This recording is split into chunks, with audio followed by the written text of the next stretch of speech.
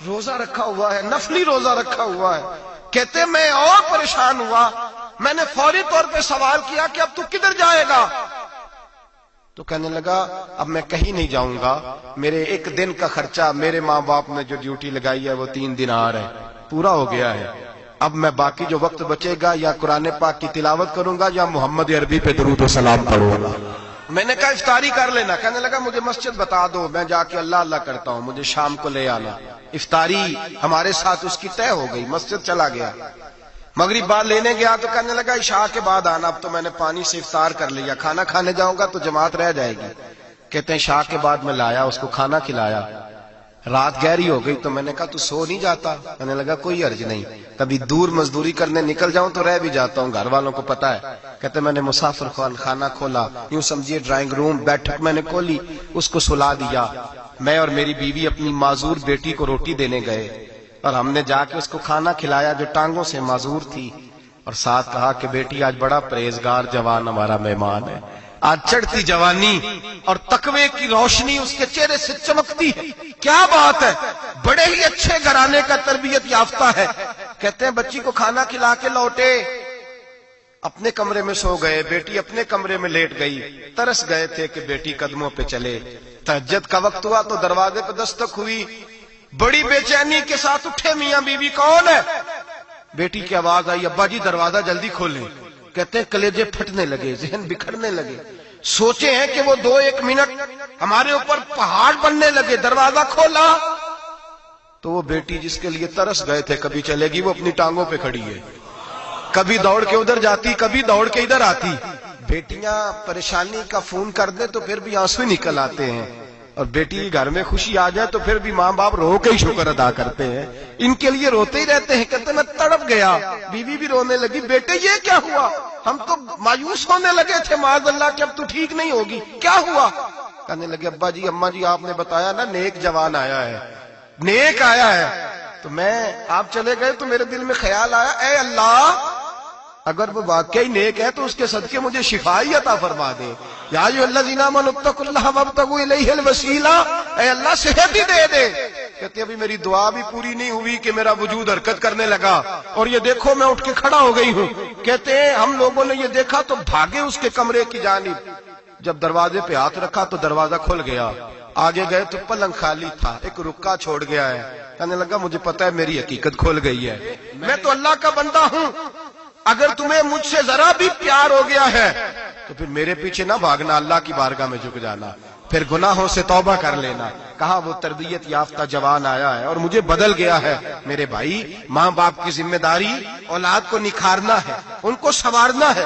روزی روٹی کی ذمہ تو اللہ تبارک و تعالی نے لیا ہوا ہے. جو ڈیوٹی اللہ کی تھی وہ معاذ اللہ ہم نے اپنے ذمہ لے لی ہے. اولاد کو رزق حلال کی تربیت کریں، انہیں حکم دیں کہ وہ ہاتھ نہ پھیلائیں، انہیں کہیں کہ وہ محنت کر کے کھائیں، لیکن اصل تو ان کا اخلاق سنوارنا ہے. بچے ہمارے ان کی پوزیشن اتنی خراب ہو جاتی ہے، ہم لاڈ پیار میں اتنا ضدی کر لیتے ہیں. جب جس بچے کا ماں باپ کے ساتھ گزارا نہیں، بتلائیے وہ بیوی کے ساتھ گزارا کرے گا؟ جس کا ماں باپ کے ساتھ وقت نہیں گزرتا وہ بہن بھائیوں کے ساتھ گزارے گا؟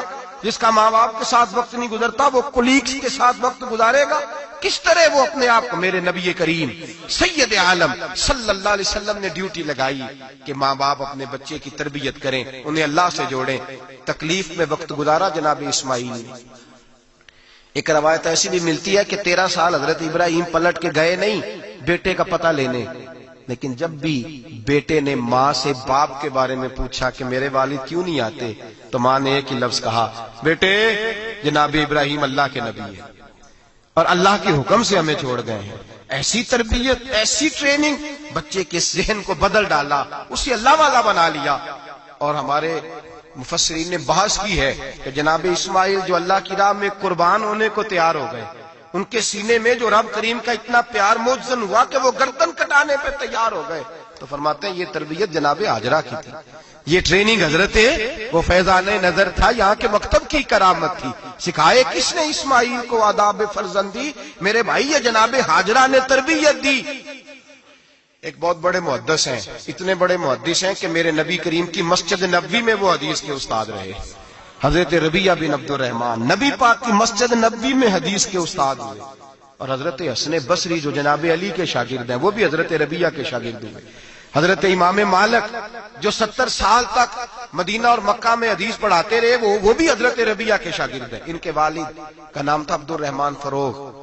تاریخ بغداد میں لکھا ہے کہ بنو امیہ کے دور میں تابعین کے زمانے میں جناب عبد الرحمن بن فروغ گھر سے چلے گئے. ایک روایت ہے بچہ چھوٹا تھا, ایک روایت ہے بچہ ابھی ماں کے پیٹ میں تھا, جہاد کرنے چلے گئے. اس دور میں یہ جہاد ہوتا تھا کہ ایک علاقہ فتح کیا تو مسلمان اگلے علاقے میں چلے گئے, اگلا فتح کیا تو اگلے علاقے, ایک کے بعد دوسرے لوگ پلٹ کے نہیں آتے تھے. حضرت عبد الرحمن گئے 30,000 دینار بیوی کو دے گئے, کہنے لگے سنبھال کے رکھنا.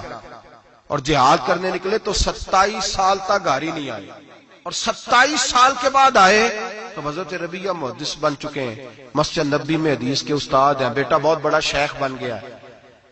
واپس آئے, ہاتھ میں نیزہ ہے, کالی داڑھی تھی ساری سفید ہو گئی, وجود بڑا تگڑا تھا, کمزوری آ گئی. آئے, نیزہ پکڑا ہوا ہے, گھوڑے پہ بیٹھے ہیں, مدینہ منورہ میں گھر ہے, دروازے پہ دستک دی. حضرت ربیہ نے دروازہ کھولا, اندر داخل ہونے لگے تو کہنے لگے بابا تو کدھر گھستا آ رہا ہے؟ کدھر؟ اس نے کہا تو پیچھے ہٹ, تو میرے مکان پہ کب سے قبضہ کر کے بیٹھا ہے. بات تیز ہونے لگی, آواز تھوڑی بزرگوں کی بلند ہونے لگی تو اندر سے زوجہ نے سن لیا. وہ دروازے کی اوٹ سے دیکھنے لگی تو پہچان گئی, کہنے لگی ربیہ پیچھے ہٹ جا, یہ کوئی غیر نہیں ہے, تیرے والد گرامی ہے, یہ تیرے والد ہیں. اندر آئے, باپ بیٹا ملے, عصر کی نماز کا وقت ہو گیا, بڑا روئے. 27 سال کے بعد باپ لوٹا, 27 سال کے بعد بڑے روئے. نماز کا وقت ہوا تو حضرت ربیہ جلدی سے وضو کیا, مسجد نبوی شریف چلے گئے. جناب عبد الرحمن فروغ نے ابھی کھانا وانا کھانا تھا, کھانا کھانے بیٹھے تو حکم دیکھے شوہر کیا کرتا ہے. یہ نہیں پوچھا کہ 27 سال حال کیا رہا, پوچھنے لگے میں تجھے 30,000 دینار دے گیا تھا, وہ کدھر ہے؟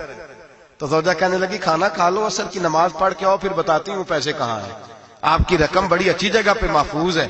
کہتے میں نماز پڑھنے مسجد گیا, عصر کی نماز کے بعد میرے نبی پاک کے منبر پر ایک نوجوان بیٹھا ہے.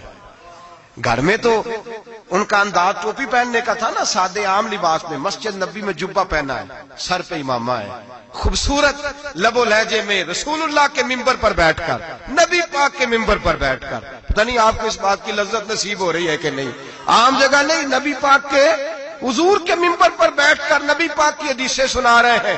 اتنا بڑا مقدر. کہتے ہیں حضرت امام مالک جیسے لوگ, خواجہ حسن بصری جیسے لوگ کاغذ قلم لے کے حدیثوں کی سماعت کر رہے ہیں, ان سے درس لے رہے ہیں. جناب عبد الرحمن کہتے ہیں میری نظر اٹھی, کچھ بوڑھا ہو گیا تھا, کچھ اس وقت وہ ٹوپی میں سادے لباس میں تھے, پہچان نہ پایا. ایک شخص سے پوچھا یار ہے تو جوان پر اس کے چہرے کی نورانیت میرے دل کو بھا گئی ہے تو جوان پر اس کا حدیثیں بیان کرنے کا انداز میری طبیعت کو گھائل کر گیا. یہ کون ہے جو نبی پاک کی مسجد میں بیٹھ کے حدیثیں بیان کر رہا ہے؟ تو کہتے ہیں امام مالک کہنے لگے بابا جی چپ کر جاؤ, ہمارے استاد کے بارے میں اونچے لب و لہجے میں بات نہ کرنا, دیکھتے نہیں کتنے کتنے لوگ بیٹھے ہوئے خاموشی سے. تو میں نے کہا مجھے بھی تو بتا دو نا ہے کون. تو کہنے لگے کوئی عبد الرحمن فروغ نام کے بزرگ ہیں, یہ ان کے بیٹے ہیں, ربیہ نام ہے. کہتے ہیں جب لفظ کہے تو میرے آنسو چھلک کے باہر آئے اور میں حضور کی مسجد میں گر گیا اور رونے لگا کہ یہاں اور میرے رسول پاک سید عالم صلی اللہ علیہ وسلم کے منبر پر اور میرا بیٹا. کہتے ہیں میں تڑپ کے گھر گیا اور گھر جا کے میں نے اپنی بیوی کو جب دیکھا تو میرے آنسو نکل گئے. میری بیوی سمجھ گئی کہ یہ میرے محدث بیٹے کو دیکھ آیا ہے. کہتے ہیں بیوی رو کے کہنے لگی میں نے آپ کے 30,000 دینار آپ کے بیٹے کو مصطفیٰ کریم کی حدیث کا استاد بنانے میں خرچ کر دیے. میں نے وہ 30,000 دینار خرچ کر دیے, 30,000 دینار آپ کا بیٹا میں نے. تو کہتے ہیں میں اپنی بیوی کی طرف دیکھنے لگا, میں نے کہا قربان جاؤں, میں اگر اللہ کے دین کے رستے میں تھا تو نے میرے ساتھ نیکی کی ہے, میرا بیٹا بھی دین کے رستے پہ لگا دیا. میرے بھائی اللہ سے جوڑا ان لوگوں نے اپنی اولادوں کو, رب کریم والا بنایا ان لوگوں نے اپنی اولادوں کو. اور پھر جب ارشاد فرمایا کہ چھوٹی چھوٹی برائی, ایک لقمہ حرام سے بھی وہ لوگ بچے. اور پھر جو آیت نمبر 18 نے کہا کہ وَلَا تُصَغِّرْ خَدَّكَ لِلنَّاسِ, بیٹے منہ پھیر کے نہ جا, پھیر کے نہ جا. اگر آپ ناراض نہ ہوں تو ہم تربیت دیتے ہیں, کہتے ہیں اس بچے کے ساتھ نہ پھرا کر, یہ غریب ہے, اس کے ساتھ نہ پھرا کر. وَلَا تَمْشِ فِي الْأَرْضِ مَرَحًا, حضرت لقمان بیٹے سے کہتے ہیں منہ پھیر کے لوگوں سے بات نہ کر اور اکڑ کے نہ چل. إِنَّ اللَّهَ لَا يُحِبُّ كُلَّ مُخْتَالٍ فَخُورٍ, اللہ کو وہ پسند ہی نہیں جو اکڑ کے چلے اور اترائے. ابھی بھی رواج ہے کہتے ہیں دوستی لگانا تو اپنے برابر کے دوستوں سے، ایسے نہ ہو ہمارا سٹیٹس ہی نہیں، ابھی بھی وہ فرق جو تو سید بھی ہو، مرزا بھی ہو، افغان بھی ہو، تم سبھی کچھ ہو، بتاؤ کہ مسلمان بھی ہو۔ عاجزی کا درس دیا اپنی اولاد کو، عاجزی کا، ان کو ادب سکھایا، ان کو انکساری سکھائی، لوگوں کے اندر مل بیٹھنے کا درس دیا۔ جو آدمی انکساری والا ہوتا ہے، عاجزی والا ہوتا ہے، یوں سمجھو اسے شہد لگا ہوا ہے، دنیا خود اس کے پیچھے بھاگ بھاگ کے آتی ہے۔ جو سب کے ساتھ اس نے سلوک کرنے کا عادی ہوتا ہے، لوگ اس کے گرویدہ ہو جاتے ہیں۔ لیکن جس آدمی کو آپ اکڑنا سکھا دیں، جس بچے کو آپ کہیں بس تو ہے اور کوئی بھی نہیں، اس کی اپنی زندگی بھی اس کے لیے پریشانی والی ہو جاتی ہے۔ میرے نبی رحمت سید عالم صلی اللہ تعالی علیہ وآلہ وسلم نے ارشاد فرمایا، کسی باپ نے اپنے بیٹے کو جو سب سے اچھا تحفہ دیا ہے وہ یہ ہے کہ اس نے اپنے بچے کو اچھا ادب سکھا دیا ہے، اپنے بچے کو اچھا۔ حضرت لقمان کہتے ہیں بیٹے منہ پھیر پھیر کے باتیں نہ کرنا، زمین پہ اکڑ اکڑ کے نہ چلنا، اللہ کو اکڑنے والے لوگ پسند۔ ہارون رشید نے امام نسائی کی ڈیوٹی لگائی کہ میرے بیٹے کو حدیث پڑھائیں گارا آ کے، تو امام نسائی کہنے لگے یہ نبی پاک کا دین ہے، یہ میں اس کو رسوا نہیں کر سکتا، جس نے پڑھنا ہے میرے پاس آ کے پڑھے، اور جہاں سب بچے بیٹھتے ہیں وہیں پڑھے۔ ہارون رشید کہنے لگا حضور آپ کیا سمجھتے ہیں، میں نے بھی تو آپ کو آزمانے کے لیے یہ جملہ کہا تھا، یہ وہیں آ کے پڑھے گا جہاں سارے غریبوں کے بچے پڑھتے ہیں۔ اب تو روز استاد کٹہرے میں کھڑا ہوتا ہے، اسکول کے استاد کا تو مجھے نہیں پتا، پہلے مدرسے کا استاد تو روز بیچارہ ہاتھ باندھ کے چودھری صاحب نے کہا میرے منڈے نے مارے تو 8,000 کا مولوی ہے، اور میرا بیٹا تو 8,000 کے روز گول گپے کھا جاتا ہے، میرے بیٹے کو تو نے مارا ہے، تجھے اپنی حیثیت کا پتہ ہے؟ روز استاد کٹہرے میں کھڑا ہوتا ہے۔ بچے فری میں مفت میں حافظ جی مفت میں حفظ کراتے ہیں، خدا جانے محترم کتنی مشکل سے ادارہ چلاتا ہے، اور بچے کے ماں باپ آ کہتے ہیں بلاؤ مولوی صاحب کو، اس کی طاقت کیسے ہوئی میرے بچے کو مارا ہے؟ وہ مولوی وہ جو کل دانے لینے آیا تھا وہ آج میرے بچے کو مارے گا؟ یہ رویہ ہے ہمارا۔ ہارون رشید بادشاہ نے اپنے بیٹے کو امام نسائی کے پاس پڑھنے بٹھایا۔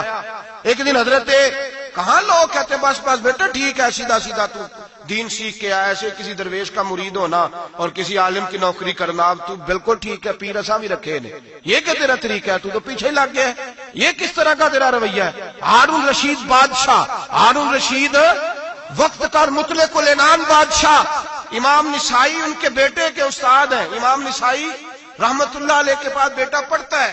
ہارون رشید گزر رہا تھا تو بیٹا وضو کرا رہا ہے، شہزادہ وضو کرا رہا ہے استاد جی کو، اور پیر دھلا رہا ہے۔ ہارون رشید گھوڑے سے گزرا تو اس نے دیکھا خانقاہ کے باہر، مدرسے کے باہر استاد جی وضو کر رہے ہیں اور بیٹا وضو کرا رہا ہے، سراہی پکڑی ہے، لوٹا پکڑا ہے، استاد جی پیر دھو رہے ہیں۔ ہارون رشید غصے سے اترا، ساتھ بہت سارے سپاہی تھے، انہوں نے کہا کہ یہ مولوی کو مارے گا، مولوی کو مارے گا کہ تو کس طرح میرے بیٹے سے یہ کام کاج کرا رہا ہے؟ کہتے نیچے اترے اور ہارون رشید نے جا کے نا زور سے ایک تھپڑ اپنے بیٹے کے چہرے پہ مارا۔ بیٹا کہنے لگا ابا جی میری غلطی کیا ہے؟ فرمانے لگے تجھے پتہ ہی نہیں تو کس شخص کے پاس پڑھتا ہے؟ تو پانی ڈال رہا ہے، تیرے استاد کو اپنے ہاتھوں سے اپنے پیر دھونے پڑ رہے ہیں۔ بیوقوف، ایک ہاتھ سے پانی ڈال اور دوسرے ہاتھ سے استاد کے پیر دھو، تجھے پتہ ہی نہیں کہ یہ شخص جب نبی پاک کی حدیثیں بیان کرتا ہے تو کئیوں کو مصطفیٰ کا دیدار نصیب ہو جاتا ہے۔ یہ پتہ نہیں تو کس محدث کا شاگرد ہے، ایک ہاتھ سے پیر پہ پانی ڈال دوسرے ہاتھ سے دھو، اس لیے کہ بانج علموں جو کرے فقیری وہ کافر مرے دیوانہ ہو۔ اگر تو نے دنیا میں کامیاب ہونا ہے تو اس سے فیض علم حاصل کر، بیٹے یاد رکھ، اگر تو اس کی بارگاہ میں حاضری دے گا تو تو آگے بڑھے گا۔ حضرت عمر بن عبدالعزیز کتنا بڑا شخص ہے، ثانی عمر کہا گیا، ثانی عمر کہا گیا ان کو۔ حضرت عمر بن عبدالعزیز رحمت اللہ علیہ، حضرت صالح بن کسان ایک محدث تھے مدینے کے، ان کے شاگرد تھے۔ بچوں کو ہم آج ہی کہاں بچے ادب کرتے ہیں ساتھ جا کہاں ادب کرتے؟ ایک اسٹوڈنٹ مجھے کہنے لگا جی ہم ادب کرتے تھے جب تک استاد ٹیوشن نہیں لیتے تھے، اب استاد بھی تو ٹیوشن لے کے پڑھاتے ہیں۔ اور میں نے کہا خدا کے بندے کیا دے سکتا ہے تو استاد کو؟ حضرت علی فرماتے ہیں جس نے ایک لفظ پڑھایا مجھے گلی میں کھڑا کر کے بیچ بھی سکتا ہے، تو نے قیمت کیا ڈالی ہے؟ استاد کچھ بھی کر لے، استاد نے تو استاد ہی رہنا ہے نا میرے بھائی، لیکن وہ لب و لہجہ ہمارا موجود ہے۔ مجھے ایک دفعہ میرے کالج کے لوگوں نے بلایا، کہنے لگے آپ یہاں بھی پڑھے ہوئے ہیں اور مدارس میں بھی، تو ذرا فرق بیان کریں کالج کا اور مدرسے کا، کچھ بیان کریں۔ میرے ٹیچرز بھی تھے بہت سارے، تو میں نے کہا معذرت کے ساتھ یہاں تو بڑا مشکل ہو جائے گا بات کرنا، لیکن ایک جملہ میں نے مدرسے اور کالج میں ایک فرق محسوس کیا ہے، ہمارا مدرسے کا طالب علم آج بھی ہمارے جوتے اٹھا کے آگے رکھتا ہے، وہ آج بھی استاد کی موٹر سائیکل کو ٹاکی مارتا ہے، آج بھی صاف کرتا ہے، ہمارا مدرسے کا طالب علم آج بھی استاد کو پشت نہیں کرتا، لیکن کالج کا طالب علم پوچھتا ہے اسلامی اطلاع آیا ہے، انگریزی والا آیا ہے؟ میں نے کہا اس کے تو لب و لہجے میں ادب نہیں ہے۔ اس لیے میں نے دونوں جگہ وقت گزارا تو میں سمجھا ہوں بڑے حالات خراب ہیں مدرسوں میں بھی۔ اب وہ کیفیت نہیں رہی جو بزرگوں کی تھی، لیکن پھر بھی اگر ادب ہے تو مدارس میں ابھی بھی ہے، ابھی بھی خانقاہوں میں ادب ہے، یہاں ابھی بھی خیر کی توقع موجود۔ وہاں سے تو رخصت ہو گیا، وہاں تو معاملہ اور طرح کا ہو گیا، الا ماشاءاللہ۔ حضرت عمر بن عبدالعزیز جناب صالح بن کیسان کے پاس پڑھتے تھے، اسٹوڈنٹ تھے، اور پھر بعد میں آپ ان کے مرید بھی ہوئے، باقاعدہ درس لیتے تھے طریقت کا۔ حضرت جناب صالح بن کیسان کے پاس تعلیم تھی، ان کے والد جناب عبدالعزیز اس وقت مصر میں بہت بڑے تاجر تھے، جناب عمر بن عبدالعزیز کے والد۔ تو ان کے پاس چھوڑ گئے، کہا میرے بیٹے کی صرف ان کو دین نہ پڑھانا، اس کی روحانی تربیت بھی کرنا۔ ایک دن استاد جی نے عصر کی نماز کا سلام پھیرا تو حضرت عمر بن عبدالعزیز کھڑے ہو گئے، ایک رکعت ان کی رہتی تھی پیچھے، تو آپ نے نماز کے بعد بلایا اور بڑے میٹھے لب و لہجے میں کہا عمر کیا بات ہے تیری ایک رکعت رہ گئی؟ تو کہنے لگے استاد جی میں کنگھی کر رہا تھا، شیشے کے آگے کھڑا تھا، تو آئینہ دیکھتے دیکھتے بال سوارتے سوارتے مجھے پتہ ہی نہیں چلا، جب آیا ہوں تو لیٹ ہو گیا۔ حضرت صالح بن کیسان رحمت اللہ علیہ نے ان کے والد کو مصر میں خط لکھا، فرمایا آپ کا بیٹا میری پوری فرما برداری نہیں کرتا، کل کو مجھے نہ کہنا تربیت صحیح نہیں ہوئی۔ آج فلاں تاریخ کو اس نے ایک رکعت پوری چھوڑ دی ہے جماعت کے ساتھ، اس لیے کہ وہ کنگھی کر رہا تھا بالوں کی، پوری رکعت چھوڑ دی ہے۔ ابا جی بہت بڑے تاجر تھے، پر انہوں نے یہ نہیں کہا کہ مولوی تو پاگل ہو گیا، اس کو تو پتہ ہی نہیں کیا ہو گیا، ابھی بچہ ہو جائے گا سیانا، کوئی بات نہیں ٹھیک ہو جائے گا۔ حضرت عبدالعزیز نے وہاں سے ایک شخص بھیجا پیسے دے کے، گھوڑا دے کے، فرمایا مدینے جاؤ، اور سیدھا مدینے آیا۔ حضرت عمر بن عبدالعزیز کو گھر سے اچکا، بلایا نہیں، زبردستی پکڑا، اچک کے گھوڑے پہ بٹھایا، حجام کی دکان پہ لے گئے، فرمایا اس کی ٹینڈ کر دو، نے بال کاٹ دیے اور بال کٹوا کے سیدھے حضرت صالح بن کیسان کے پاس لے گئے، کہنے لگے حضور یہ کھاتا ہے اس کے والد کا، میں نے اس کی ٹینڈ کرا دی ہے، جس بالوں کی وجہ سے اس کی جماعت رہ گئی تھی میں نے وہ بال ہی ختم کر دیے۔ تو اس کے والد کہتے ہیں آپ ذرا ذرا سے بھی بات، ایک ذرہ برابر بھی بچے کے اندر ہم کوتاہی برداشت، ہم اسے سنوارنا چاہتے ہیں، معاشرے کو دینا چاہتے ہیں، ہم ایک خوبصورت انسان بنانا چاہتے ہیں۔ تو حضرت لقمان کہنے لگے بیٹے تو چہرہ رخسار بدل بدل کے لوگوں سے بات نہ کر، اکڑ کے نہ چل، اس لیے کہ اللہ کو اکڑنے والے پسند۔ تو کیا کر وقصد فی مشیک وغضض من صوتک، درمیانی چال چل، آواز کو پست رکھ۔ ہم اپنے بچوں کو میانہ روی کا درس نہیں دیتے۔ اگر کسی کے پاس بہت زیادہ پیسے ہیں تو وہ بس کہتا ہے میرا بیٹا، میں نے سارے لاڈ دیکھے ہیں، میں نے ہر خواہش پوری کی ہے، یہ تو کوئی عقل مندی کی بات نہیں۔ ضرور خواہشات پوری کریں، اگر ہے تو کنجوسی کرنے سے منع کیا ہے نبی پاک صلی اللہ علیہ وسلم، لیکن بچے کو معتدل رکھیں، اسے دھوپ اور چھاؤں دونوں کا پتہ ہونا چاہیے۔ اگر زمانے میں کبھی کڑی دھوپ آ جائے تو اسے اندازہ ہو کہ میں نے یہاں کیسے کھڑے ہونا ہے، اس کو درمیانہ اور میانہ روی کا اسے درس دیں، اسے پتہ ہو، وہ نرم دل بھی ہو اور برائی کے مقابلے میں ڈٹ جانے کی طاقت بھی رکھتا ہو۔ بچے کو درمیانہ رستہ، میرے نبی کریم علیہ الصلوۃ والسلام نے فرمایا ما عالم نقتصد، جو درمیانی چال چلتا ہے وہ کبھی تنگ نہیں ہوتا، اور خیر الامور اوسطھا، سب سے بہترین رستہ وہ ہے جو درمیانہ ہوتا ہے، جس میں افراط و تفریط نہیں ہوتی۔ بچوں کو درمیانہ پن سکھائیں، ان کو ان کے لب و لہجے کے اندر ایسا مزاج پیدا کریں کہ جس کے اندر وہ اپنی دنیا کے اندر بڑے سنور کر، بڑے نکھر کر وہ ترازو لے کے نکلیں تو وہ پورے عدل کے ساتھ اپنی زندگی گزاریں۔ اور فرمایا وغضض من صوتک، آواز کو پست رکھ، چلا چلا کے نہ کبھی بچوں سے بات کریں اور نہ کبھی بچوں کی بات سنیں۔ بچوں کے لب و لہجے میں ٹھہراؤ ہونا چاہیے، ان کی آواز کا بھی ادب ہے، ان کی آواز، ان کو بولنے کا بھی ڈھب سکھائیں، ان کو بتلائیں کہ تم نے گفتگو کیسے کرنی ہے۔ اس لیے ارشاد فرمایا ان انکر الاصوات لصوت الحمیر، بے شک سب سے بری آواز گدھے کی آواز ہے۔ اللہ سمجھنے کی توفیق عطا فرمائے۔ آخر دعوانا